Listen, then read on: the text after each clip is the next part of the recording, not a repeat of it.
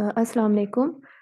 Today we are discussing chapter number 138 of Rooks, starting from page 138.24 and onwards.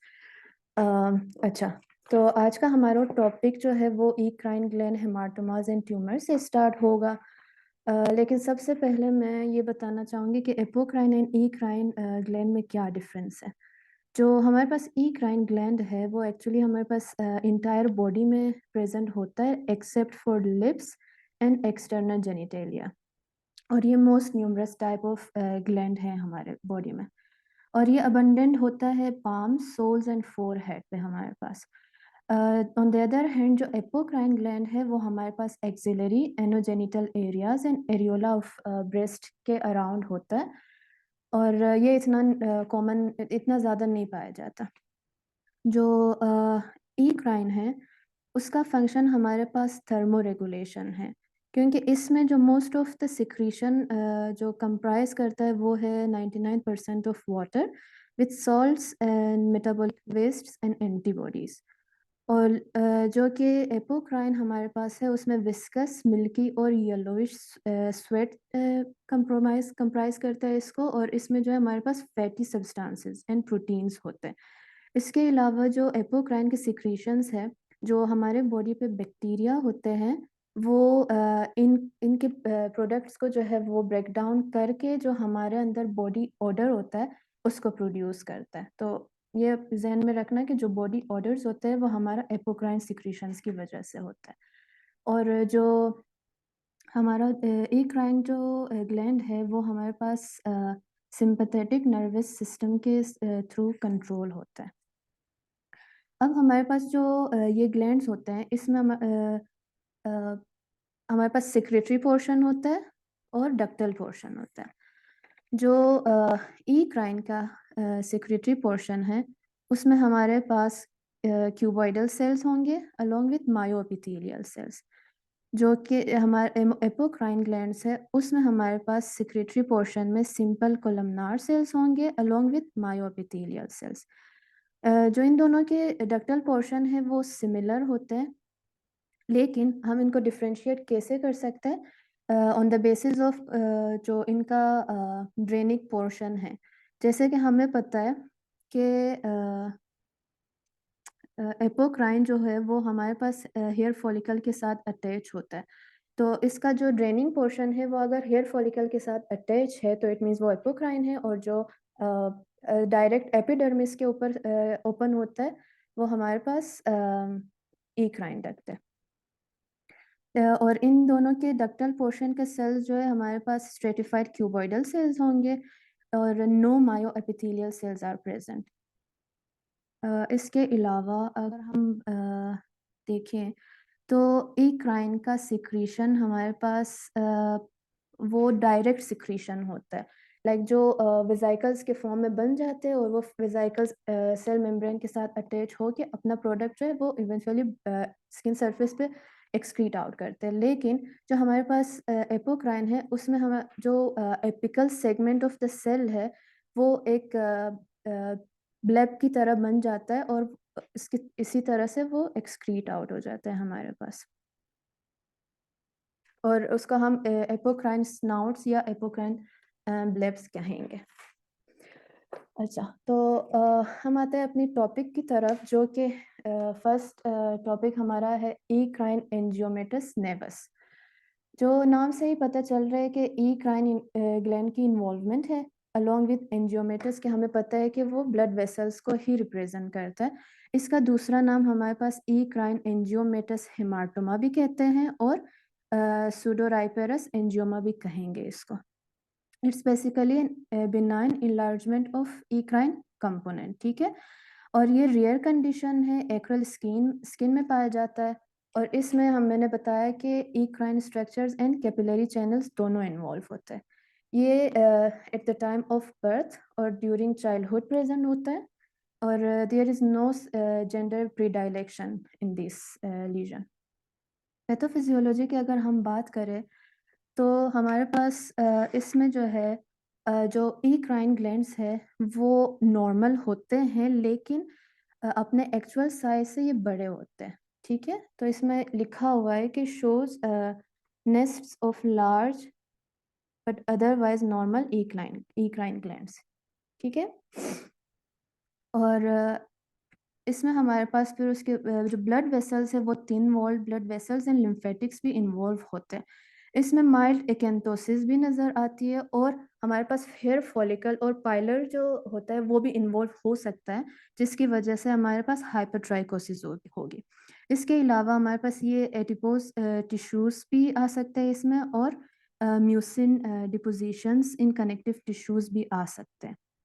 Clinical features की अगर बात करें तो इट्स अ पेनलेस ट्यूमर, लेकिन most of the time ये painful होता है। क्यों पेनफुल होता है कि अगर हमारे पास ये नर्व फाइबर्स की इन्वॉल्वमेंट भी हो जाए due to enlarging eccrine glands, उसकी वजह से ये लीजन हमारे पास पेनफुल फॉर्म में प्रेजेंट करता है। इट्स अ सोलिटरी नोड्यूल और plaque which can be flesh colored or with a bluish color. Blood vessels involve है तो ऑब्वियसली ब्लूइश कलर या फिर एंजियोमेटस अपीयरेंस होती है इसमें। Most common on palms and soles, rear sides are face neck and trunk, और ये occasionally multiple lesion भी प्रेजेंट कर सकता है हमारे पास। नील डिस्ट्रक्शन भी होती है इसमें ड्यू टू अंडरलाइंग ऑस्टियोलिसिस। हाइपरट्राइकोसिस जो मैंने बताया कि अगर हेयर फॉलिकल की इन्वॉल्वमेंट हो तो हाइपरट्राइकोसिस के साथ प्रेजेंट कर सकता है, हाइपरहाइड्रोसिस के साथ भी प्रेजेंट कर सकता है। और ये लीजन हमारे पास जो है वो ग्रेजुअली इनलार्ज होता है, specially during pregnancy and adolescence. Rare form में इसका ये वेरोकस फॉर्म में भी प्रेजेंट कर सकता है। और एसोसिएटेड डिजीज़ हमारे पास कॉर्डन सिंड्रोम एंड न्यूरोफाइब्रोमेटोसिस है। इसकी फेमिलियल अकरेंस भी रिपोर्ट्स में आए हैं। नो मेलिग्नेंट ट्रांसफॉर्मेशन है इसमें। और मैनेजमेंट इसका अगर हम देखें तो ये स्पॉन्टेनियस रिग्रेशन होती है इस लीजन की, लेकिन अगर रिग्रेशन ना हो तो हम सर्जिकल रिमूवल से सर्जरी से रिमूव कर सकते हैं by doing deep excision with full thickness grafting, amputation, और इसके अलावा पल्स डाइड लेज़र भी कर सकते हैं। रिकरेंस इस डिज़ीज़ में बहुत ही रेयर है, लेकिन अगर हमारे पास रिकरेंस हो भी जाए तो वो उन केसेस में होता है अगर हमने इनकम्प्लीट रिमूवल किया हो। इसमें डीडीज अगर हम देखें तो tufted angioma, capillary hemangioma, smooth muscle hematomas and dermatofibroma रख सकते हैं। अच्छा, नेक्स्ट टॉपिक हमारा है ईक्राइन हाइड्रोसिस्टोमा। ये एक्चुअली जो है ट्यूमर हमारे पास mature deform eccrine sweat unit का ट्यूमर है, जो कि एक्चुअली जो स्वेट ग्लैंड का सिक्रीशन है उसकी वजह से, उसकी एक्यूमुलेशन की वजह से होता है, और वो सिक्रीशंस जो है डक्ट को डायलेट कर देता है। ये मोस्ट कॉमन फेस पे होता है और अक्सर multiple as a multiple lesion present कर सकता है। ये रेयर डिजीज़ है, और अक्सर उन लोगों में ज़्यादा होता है जो हीट एक्सपोजर जिनकी ज़्यादा है, जैसे शेफ़ हो गए या कुक्स हो गए, उनका एक्सपोजर हीट पे ज़्यादा है तो इनका उन पेशेंट्स में ज़्यादा होता है। सॉलिटरी लीजन्स जो है वो अक्सर आईलिड के पास प्रेजेंट कर सकते हैं। अच्छा, इसके दो टाइप्स है, ईक्राइन हाइड्रोसिस्टोमा के दो टाइप्स है, Smith type and Robinson type. Smith type हमारे पास मोस्ट कॉमन टाइप है और ये सॉलिटरी लीजन होता है। जो रॉबिन्सन टाइप है वो मल्टीपल लीजन्स के फॉर्म में प्रेजेंट कर सकता है, और ये मिडल एज में mostly 30 to 70 years of individuals में प्रेजेंट कर सकता है, और एक्सेप्शनल केसेस हमारे चिल्ड्रन में भी आ सकता है, और इसमें फीमेल प्रीडोमिनेंस है। जो अच्छा, एक और बात ये बताऊं कि जो हाइड्रोसिस्टोमा है ये एक्चुअली हमारे पास ईक्राइन एंड एपोक्राइन दोनों की हो सकता है, लेकिन जो हमारा ईक्राइन हाइड्रोसिस्टोमा है वो ज़्यादा कॉमन है। अब फिर आगे मैं कुछ डिफरेंशिएटिंग पॉइंट्स भी बताऊंगी जो इन दोनों का हम इजीली डिफरेंशिएट कर सकेंगे। अब इसकी पैथोलॉजी पे अगर हम देखें तो पैथोलॉजी में हमारे पास एक डर्मल सिस्टिक लीजन नज़र आएगी। मैं पेज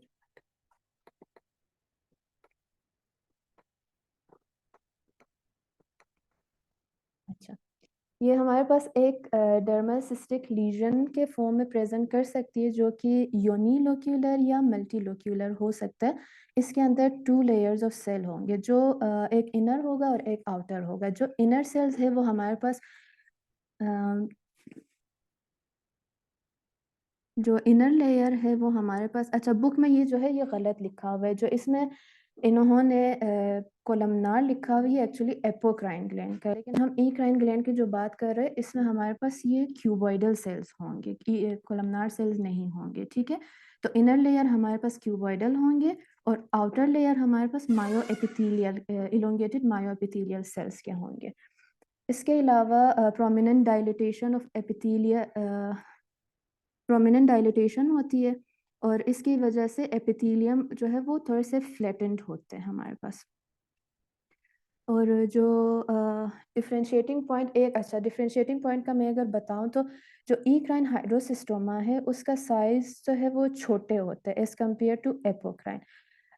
मतलब ईक्राइन में जो है हमारे पास 1 to 6 मिलीमीटर इन डायमीटर होगा और एपोक्राइन हमारे पास 3 to 15 मिलीमीटर इन डायमीटर होगा। जो ईक्राइन हाइड्रोसिस्टोमा है उसकी लोकेशन जो है वो मोस्टली पेरी ऑर्बिटल है और जो एपोक्राइन है वो majority most of the time जो है वो नियर इनर कैंथस में होता है और ये less likely periorbital areas को इन्वॉल्व कर देता है। और जो ईक्राइन हाइड्रोसिस्टोमा है वो हमारे पास थोड़ा सा लाइट इन कलर होगा। तो इस वजह से, और दूसरा हिस्टोपैथोलॉजी पर अगर हम देखें तो हमें पता है कि एपोक्राइन में फिर हमारे पास एपोक्राइन स्नाउट्स नजर आएंगे और जो ईक्राइन है उसका तो वही सेल सिस्ट जो है वो क्लियर होगा। क्लिनिकल फीचर्स की अगर बात करें हम तो ये मोस्ट कॉमन होता है चीक्स एंड आईलेट्स में, जैसे मैंने बताया।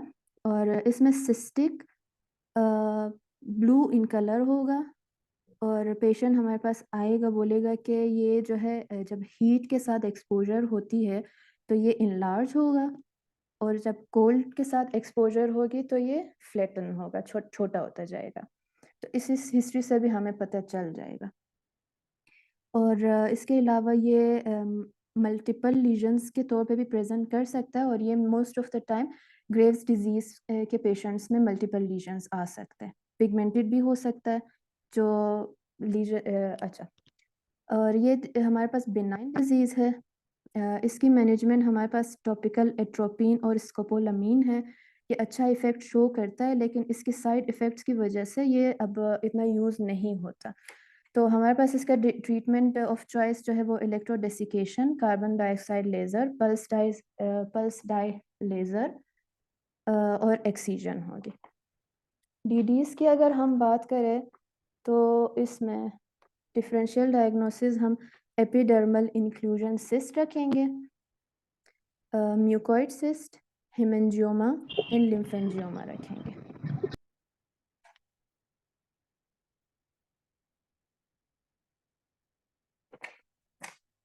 अच्छा, नेक्स्ट टॉपिक हमारे पास है हाइड्रोएकेंथोमा सिम्प्लेक्स। ये जो है कहा जाता है कि ये ईक्राइन पोरोमा का एक वेरिएंट है, ठीक है, जो कि हम आगे ईक्राइन पोरोमा का पढ़ लेंगे। जो हाइड्रोएकेंथोमा सिम्प्लेक्स है ये हमारे पास intradermal tumour which is derived from the eccrine duct epithelium, ठीक है। तो ये सारा हम ईक्राइन ग्लैंड का ही पढ़ रहे हैं। ये एल्डरली पेशेंट में होते हैं, नो जेंडर प्रीडाइलेक्शन और it's a rare tumour. Pathophysiology की बात करें तो इसमें हमारे पास nests of clearly discrete small round cells आएंगे, ठीक है, जो कि अच्छा, इसमें जो सेल्स होते हैं वो हमारे पास पोरोइड सेल्स होते हैं। अब पोरोइड सेल्स क्या है? पोरोइड सेल्स मतलब पोरोमा में तो होते हैं लेकिन इनका जो साइज होता है स्मॉलर होता है, मोर क्यूबॉइडल होता है देन सराउंडिंग केराटिनोसाइट्स। तो इनका ये डिफरेंशिएटिंग पॉइंट है फ्रॉम केराटिनोसाइट्स, क्या कि ये स्मॉलर होता है और मोर क्यूबॉइडल होते हैं। और इसमें जो है ये rich in glycogen and glycolytic enzymes होंगे। इसके अलावा अगर अच्छा, पोरॉइड सेल्स का डेफिनेशन अगर आप लोगों को बताऊं तो it's a basaloid cell smaller than surrounding keratinocytes which is more cuboidal. ठीक है, ये हमारे पास पोरॉइड सेल्स है। तो हमारे ये जो है एक्स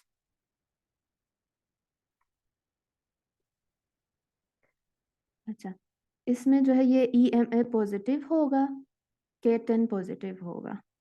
ठीक है, बाकी सब चीज़ों के लिए नेगेटिव है।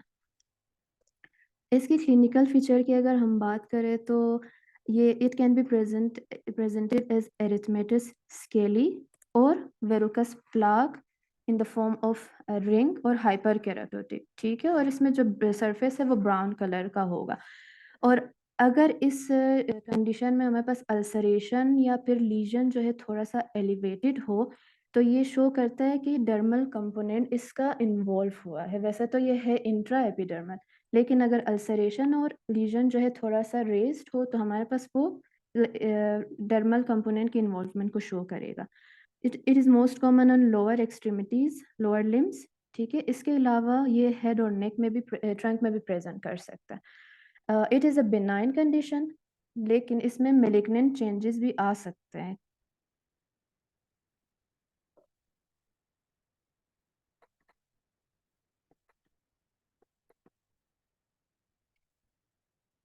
मैनेजमेंट इसका हमारे पास एक्सीजन है।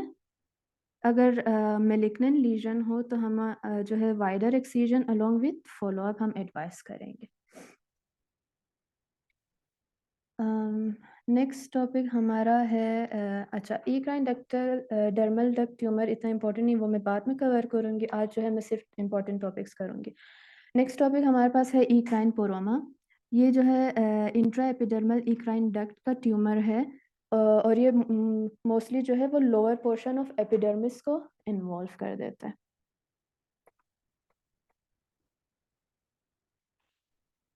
ये जो है रिलेटिवली कॉमन ट्यूमर है।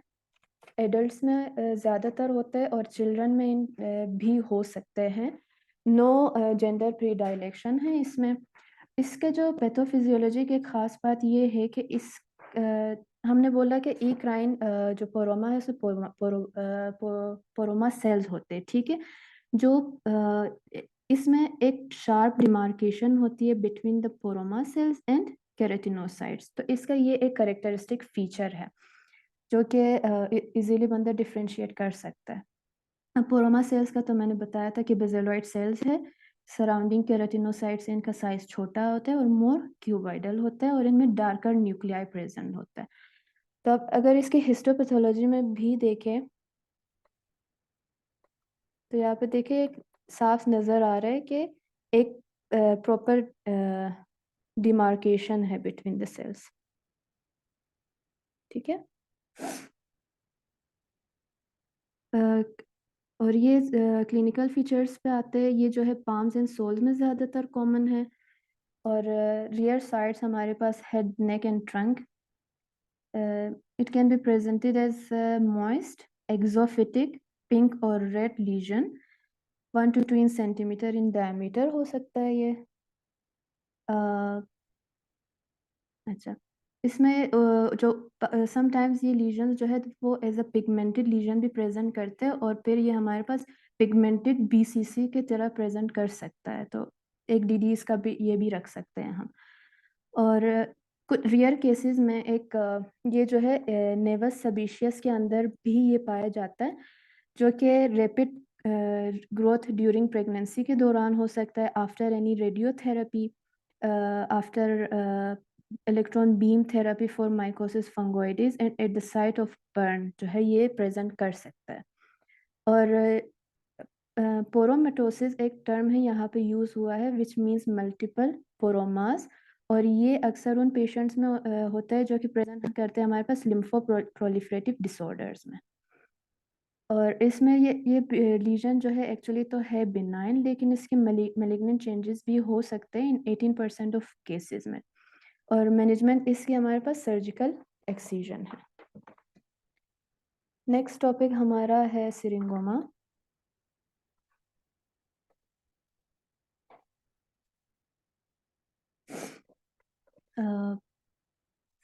सिरिंगोमा जो है वो बिनाइन स्किन ट्यूमर है ऑफ स्वेट डक्ट्स है, ठीक है। इसके दूसरे नाम हाइडेनी हाइड्रेडिनोम्स इरप्टिव सिरिंगोसिस्टेडिनोमा सिरिंगोसिस्टोमा है, ठीक है। और ये रिलेटिवली कॉमन है हमारे पास और एडोलेसेंट में एंड एडल्ट लाइफ में प्रेजेंट कर सकता है विद फीमेल प्रीडोमिनेंस।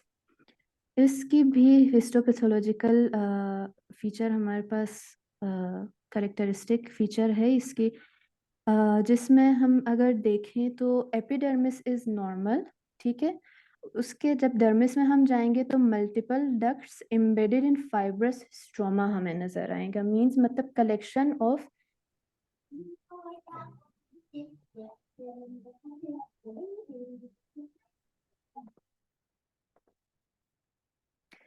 हमारे पास collection of convoluted and cystic ducts होंगे, जो कि अच्छा, इसमें फिर एक और फीचर जो है वो tail like strand of cells projecting from one side of the duct into the stroma होगा, जो कि इसको एक करेक्टरिस्टिक फीचर देगा जो कि टेडपोल और कोमा शेप होगा, ठीक है। तो इसकी हिस्टोपैथोलॉजी में अगर आप लोग देखें तो नज़र आएगा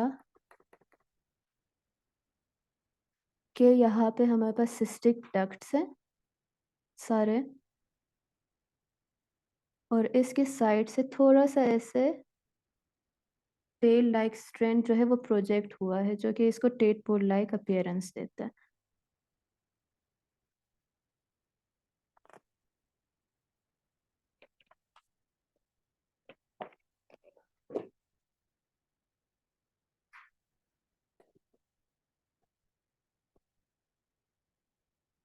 क्लिनिकल प्रेजेंटेशन की अगर हम बात करें तो इसमें हम पेरी ऑर्बिटल डिस्ट्रीब्यूशन होगी, जहाँ जिसमें हमें small dermal papules which are skin coloured yellowish और मावी कलर, ठीक है। और ये जो है समटाइम्स अपीयर होता है as a translucent and cystic appearance. Surface इसका फ्लैट टॉप्ड होगा या फिर राउंडेड होगा, और अगर इस पेप्यूल्स को हम थोड़ा सा रप्चर या पंक्चर करें तो इसके अंदर से क्लियर वाटर लाइक फ्लूइड जो है वो बाहर आएगा, ये इसकी फीचर है, ठीक है। इसमें जो पेशेंट्स जो कुछ एक्सेप्शनल केसेस में पेशेंट्स ने जो है एलोपेशिया के साथ भी प्रेजेंट किया हुआ है। वैसे तो है ये सॉलिड मतलब मल्टीपल ट्यूमर्स जो है इसमें अगर हमारे पास प्रेजेंट कर भी जाए तो इसमें बायलेटरल सिमेट्रिकल डिस्ट्रीब्यूशन होती है। Front of chest, face and neck पे ज़्यादा कॉमन है, इसके अलावा आईलिड्स एंड चिक्स में भी आ सकते हैं।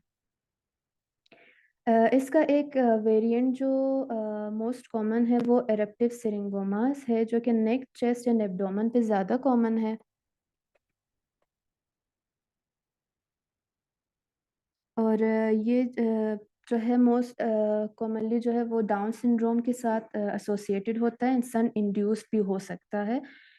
उसके अलावा रेडियोथेरेपी फॉर ब्रेस्ट कैंसर के साथ भी एसोसिएटेड है, और इसके अलावा ये कुछ फैमिलियल केसेस भी रिपोर्ट हुए हैं हमारे पास।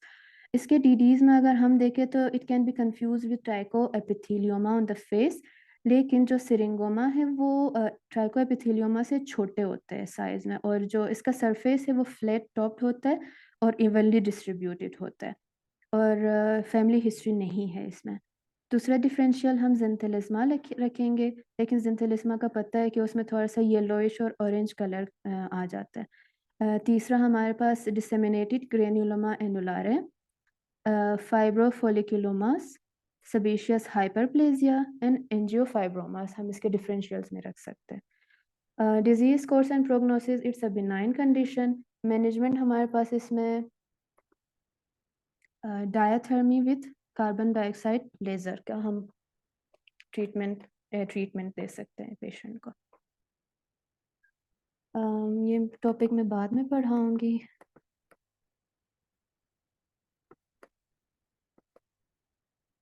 अच्छा, नेक्स्ट टॉपिक हमारा हाइड्रेडिनोमा है।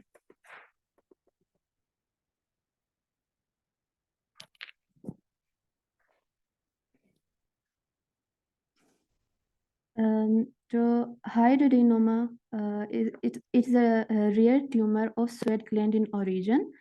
और इसमें जो है ईक्राइन डिफरेंशिएशन भी होती है, मींस ईक्राइन हाइड्रोडिनोमा भी हमारे पास प्रेजेंट कर सकता है और एपोक्राइन भी होता है, लेकिन एपोक्राइन जो है वो ज़्यादा कॉमन होता है।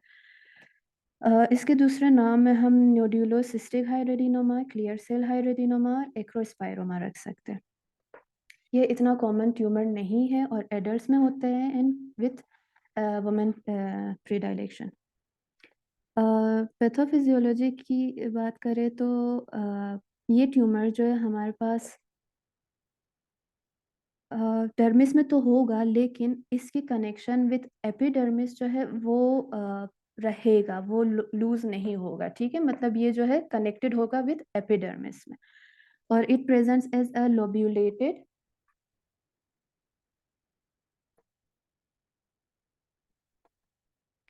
It presents as lobulated circumscribed mass, जिसके अंदर हमारे पास टू टाइप्स ऑफ सेल्स होंगे, एक पॉलीगोनल सेल्स होंगे और दूसरा इलोंगेटेड सेल्स होंगे। जो पॉलीगोनल सेल्स है उसके अंदर हमारे पास ग्लाइकोजन होगा और इस ग्लाइकोजन के प्रेजेंस की वजह से हमारे पास एक क्लियर सेल अपीयरेंस आएगी। जो इलोंगेटेड सेल्स हो वो डार्कर होते हैं और स्मॉलर इन साइज होते हैं और वो मेजॉरिटी पेरिफ्री में होते हैं। उसके अलावा हमारे पास ये क्यूबॉइडल और कोलमनार सेल्स भी होंगे इसमें, और फोकल स्क्वेमस डिफरेंशिएशन भी देख सकते हैं इसमें विथ म्यूसिनस सेल्स। ठीक है, जो इसमें इस लीजन में हमारे पास मेलिग्नेंट ट्रांसफॉर्मेशन रेयर होता है। अ, लेकिन अगर हम देखें तो मेलिग्नेंट ट्रांसफॉर्मेशन तब होती है जब उसकी डीप एक्सटेंशन हो, infiltrative growth pattern, necrosis, substantial cytological atypia and increase mitotic activity, अगर ये चीज़ें नजर आए तो हाँ ऑब्वियसली वो मेलिग्नेंट ट्रांसफॉर्मेशन को शो करता है। हिस्ट्री एंड प्रेजेंटेशन की बात करें तो ये लीजन हमारे पास as a firm dermal nodule present करेगा, about 5 to 30 millimetre in size होंगे। बताया था मैंने कि attach to overlying epidermis, thickened and ulcerated भी हो सकते हैं। स्लो ग्रोइंग ट्यूमर है और हिस्ट्री ऑफ सीरस डिस्चार्ज भी पेशेंट दे सकते हैं। सोलिटरी लीजन्स होंगे, scalp, face and interior trunk पे ज़्यादा कॉमन है अलोंग विथ प्रॉक्सिमल लिम्स। अच्छा, और जो इसकी अल्सरेटेड लीजन्स है वो उसकी डीडीज में हम बेजल सेल कार्सिनोमा भी रख सकते हैं। बेनाइन कंडीशन है ये, लेकिन लोकल रिकरेंस इसमें होता है, और लोकल रिकरेंस अगर हो भी तो वो लिम्फेटिक इन्वेजन या फिर रीजनल लिम्फ नोड मेटास्टेसिस की वजह से होता है। और जो मेलिग्नेंट केसेस, जो मेलिग्नेंट ट्रांसफॉर्मेशन इसमें होता है लेकिन रेयर है। ठीक है, मैनेजमेंट इसकी हमारे पास सर्जिकल एक्सीजन है और long follow up is required to check for any lymph node metastasis.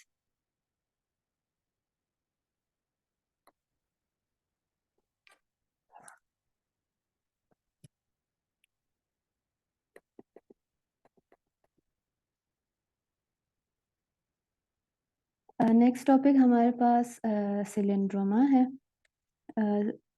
अच्छा, इसका दूसरा नाम टर्बन ट्यूमर या फिर स्पिगलर्स ट्यूमर है। अनकॉमन ट्यूमर है, फेमिलियल एंड ऑटोसोमल डोमिनेंट के फॉर्म में प्रेजेंट हो सकता है, और इसके association it can be associated with radiotherapy. ठीक है, अर्ली एडल्ट लाइफ में होगा और चाइल्डहुड और एडोलेसेंस में भी ये प्रेजेंट कर सकता है विथ फीमेल प्रीडोमिनेंस। जो जेनेटिक फैक्टर की बात करें इसमें तो हमारे पास सप्रेसर जीन CYLD, जिसको हम सिलेंड्रोमेटोसिस जीन भी कहते हैं, उसका लॉस ऑफ फंक्शन होता है। ठीक है, और इसका फंक्शन क्या है कि अ,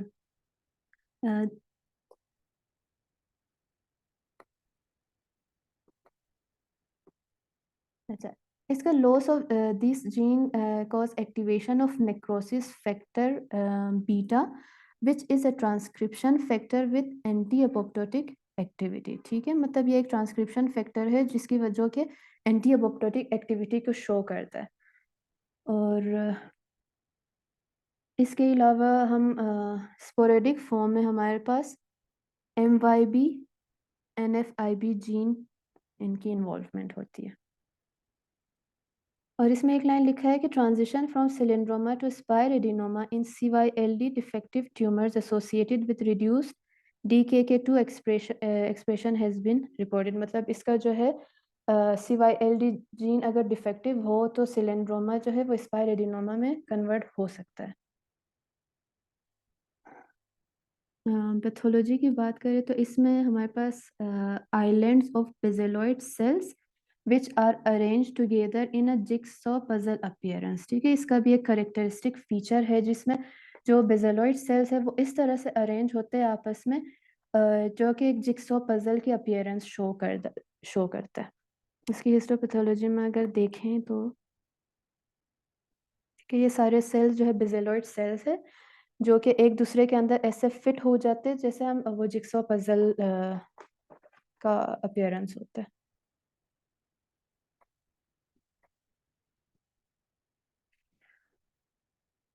अच्छा, तो इसके अलावा जो थिन बैंड्स ऑफ स्ट्रोमा भी इन लोब्यूल्स के बीच में हमें नजर आएंगे। इसमें भी टू टाइप्स ऑफ सेल होंगे। एक लार्जर सेल्स जो कि एजियोनोफिलिक होते हैं और उसमें मॉडरेट अमाउंट ऑफ साइटोप्लाज्म होंगे विथ वेजिकुलर न्यूक्लियस। दूसरा सेल हमारे पास बेजेलॉइड सेल्स होंगे जिसमें with little cytoplasm and compact nucleus, और ये स्मॉलर सेल जो हमेशा पेरिफ्री में होता है। और जो ये लीजन है इसकी malignant transformation is very rare और it is positive for EMA, CEA, CAM, S100 and GCDFP15। इनके लिए ये पॉजिटिव होगा। This can be presented as multiple smooth, firm, pink to red pedunculated lesion. It's a slow-growing tumor, about 5 centimeter or more in diameter. It's painful and presented on scalp. जो पेडंकुलेटेड form होता है इसका वो hairless होता है, मतलब उसके ऊपर कोई मतलब हेयर नहीं होता। लेकिन जो नोड्यूलर फॉर्म होता है उसमें जो है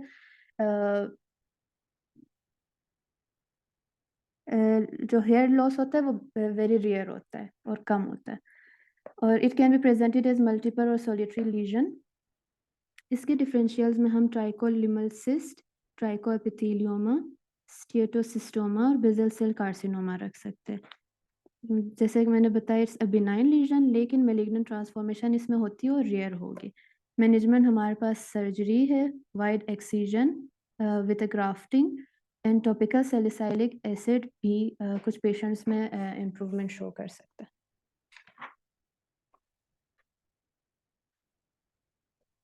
नेक्स्ट आज का लास्ट टॉपिक जो है वो स्पायर एडिनोमा है। बाकी जो है मैं कल कवर करूँगी along with Paget disease. Spiradenoma हमारे पास tumour of sweat gland lineage है और ये सॉलिटरी लीजन प्रेजेंट कर सकता है। इसका दूसरा नाम ईक्राइन स्पायर एडिनोमा है।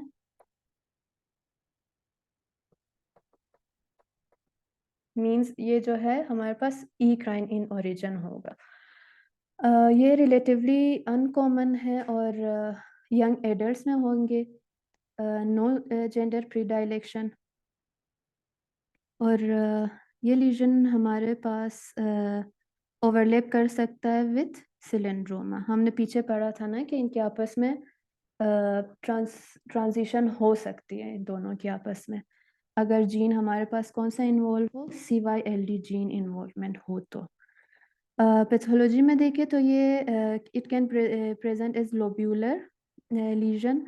इसमें भी दो टाइप के सेल्स होते हैं, मतलब बाइफेजिक सेल पॉपुलेशन होता है। इसमें लार्जर सेल्स जो कि पेल इन कलर होते हैं और ग्रुप्ड अराउंड ल्यूमिना। ठीक है, इसके अंदर जो ल्यूमिना होता है उसके अराउंड लार्जर सेल्स सराउंड करेंगे उसको, और जो स्मॉलर सेल्स है वो पेरिफ्री में होंगे और वो थोड़े से डार्कर होते हैं। और large thin wall dilated vascular channels की भी इन्वॉल्वमेंट होती है इसमें, which is surrounded by a condensed connective tissue. And अच्छा, इसमें जो है, जो ओल्ड ट्यूमर्स है वो उनमें डीजनरेटिव चेंजेस नज़र आएंगे, हेमरेजिक एंड इस्केमिक नेक्रोसिस भी उनमें नज़र आ सकते हैं। और यही जो हमारे पास ओल्ड या फिर लॉन्ग स्टैंडिंग ट्यूमर्स हैं उनमें मेलिग्नेंट ट्रांसफॉर्मेशन की चांसेस ज़्यादा है। तो अभी मेलिग्नेंट ट्रांसफॉर्मेशन किन कंडीशंस में ज़्यादा होता है? Pre existing benign spiroadenoma, cylindromas and spiroadenosylindroma, और जिन कंडीशन में P53 एक्सप्रेशन के रेट्स ज़्यादा हों उनमें हमारे पास मेलिग्नेंट ट्रांसफॉर्मेशन के चांसेस ज़्यादा है।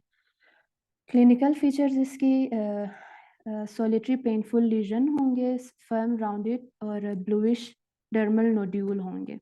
फ्रंट ऑफ ट्रंक पे प्रोक्सिमल लिम्स में ज़्यादा कॉमन है, vulva, breast and external air में भी ये आ सकते हैं। कंजेनिटल ट्यूमर्स आर एक्सेप्शनल, लेकिन हो सकते हैं और वो फॉलो करेंगे ब्लाशको लाइन को फेस के ऊपर खासकर। अच्छा, फिर डिजीज़ कोर्स एंड प्रोग्नोसिस में ये बिनाइन कंडीशन है, लोकल रिकरेंस हो सकता है इनमें। मेलिग्नेंट ट्रांसफॉर्मेशन का मैंने पीछे बता दिया था कि किन कंडीशंस में ये हो सकता है। और ये हमारे पास इसकी मैनेजमेंट में हमारे पास सर्जिकल एक्सीजन आएगी, लेकिन अगर सर्जिकल एक्सीजन हमारे पास प्रॉपर नहीं होगा तो इसमें रिकरेंस के चांसेस ज़्यादा है। Thank you.